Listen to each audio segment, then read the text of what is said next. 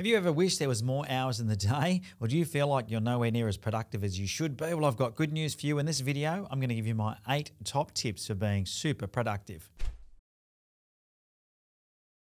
G'day, Ben Futrell here, co-founder of Max My Profit. We're all about helping you build the business you imagined. So if you imagined having a business that was less time consuming and was more productive than you currently are, then I've got good news for you, because in this video, I'm going to take you through the 8 steps or 8 tips to being really, really productive. All right, tip number 1 is to make a list of all the things that you need to do and prioritize those things.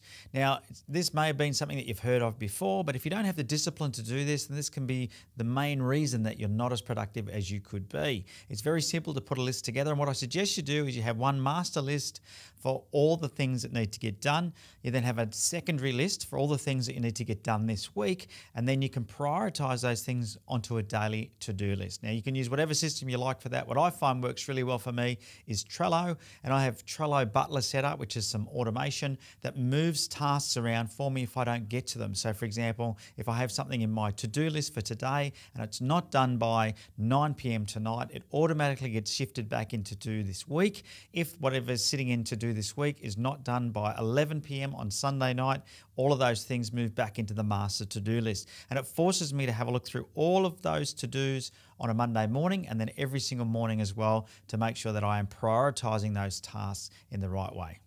Now, tip number 2 is to prioritize all of your tasks and to assign deadlines. It's really important that as you go through and you work out what tasks are more important, that you then assign yourself a deadline to say, that's when I'm going to get that done by.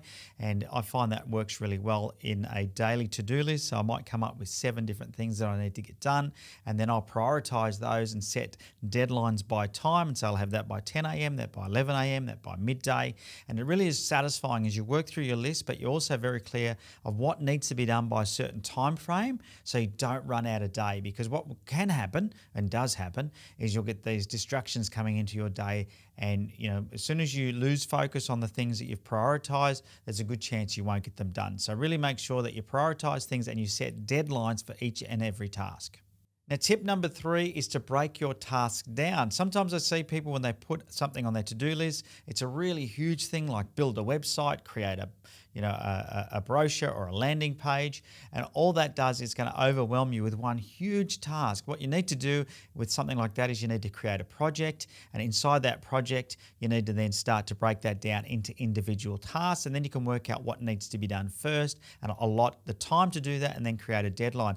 Anything that takes longer than an hour to complete, I like to call that a project, and then inside that needs to have tasks, because anything longer than an hour can't just be seen as a task. It has to be seen as a longer or a bigger thing than that, so you can work on managing it in your diary. All right, step 4 is then to create further deadlines on each part of the task. So if you know you've got an hour to do a task, don't be afraid to then work out for each part of the task how much time you're going to allot to that, and set little mini deadlines or milestones within the task. Now, this does a couple of things. If it's a task that's going to take an hour long to do, but it's got 4 parts to it, it allows you to really start to track your progress as you do this, and you can also ascertain how long it is actually taking you to do each part of that task. Now, if this is a repetitive task, this is helpful for future planning, because if something that you thought would take an hour has taken longer, then you know that you need to break it down even further. Or if it's quicker, then you know that when you plan it next time, you can use less time allocated to it to be able to be even more efficient. All right, tip number 5 is to work in short bursts of time. I see a lot of people, they want to they put their to-do list, they've got huge amounts of things on that to-do list, and then they sit there and they try and churn through the entire list over hours and hours in a day. And the reality is, you're not designed to sit there and concentrate for hours and hours on end. I find that if I don't get up and do something every 20 to 30 minutes, that I can find myself getting fatigued. So don't be afraid to slot in some walking around time. Maybe once every 20 minutes, have a 2-minute break where you can walk around, or every half an hour, have a 5-minute break where you go for a walk and you may do 1,000 steps or something. Whatever it is that's going to work for you, make sure that you allot that time to re-energize yourself and get some fresh air. Go and grab a coffee or whatever it is that works for you, and then you can sit back down and be really refocused on the next part of the task. All right, tip number 6, and this is about planning and creating some contingency plans if things don't go to plan. So you may decide that today you've got 6 things that are really important that must be done. Make sure you then have some contingency plan if something goes south with all of that and you just don't manage to get those things done. Is there people you need to contact to get extensions on deadlines? Is there other people that you can get involved in the project to get the work done anyway? Are there things that weren't as important or weren't as high priority, and can they go onto tomorrow's to-do list? You need to come up with some sort of a contingency plan so at the end of the day you know that everything that you said needed to be done today gets done.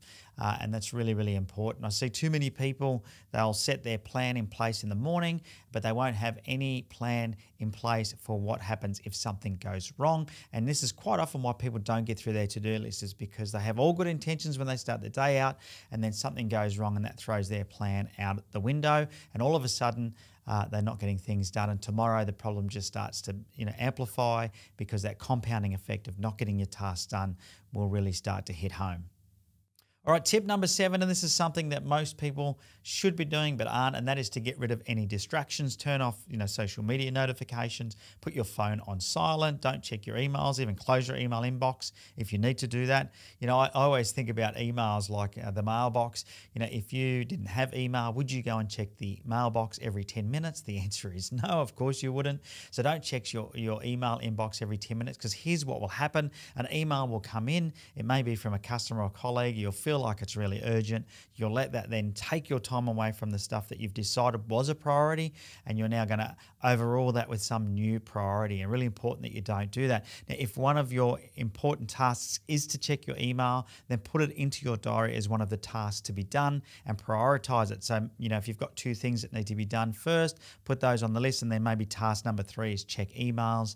And give yourself plenty of time to respond to any of the emails that you may think are important before you move on to task 4. But certainly turn off all of the distractions in your life. Even if you've got people, if you're in an open plan office, don't be afraid to have a sign up that says, "I'm busy, please do not disturb." I've worked with people that have done that in the past, and it's very, very effective. So whatever works for you, minimize the distractions, and you'll find you'll get through everything much, much quicker. All right, now having said that, on to my 8th tip and my final tip. That's probably the biggest gold nugget of them all, and that is to learn to delegate. I see way too many people with superhero syndrome trying to do everything themselves, and unfortunately all that does is mean that you are really busy and not getting any time to yourself, and maybe not getting the things completed that are more important, that are going to have the biggest impact or return on investment.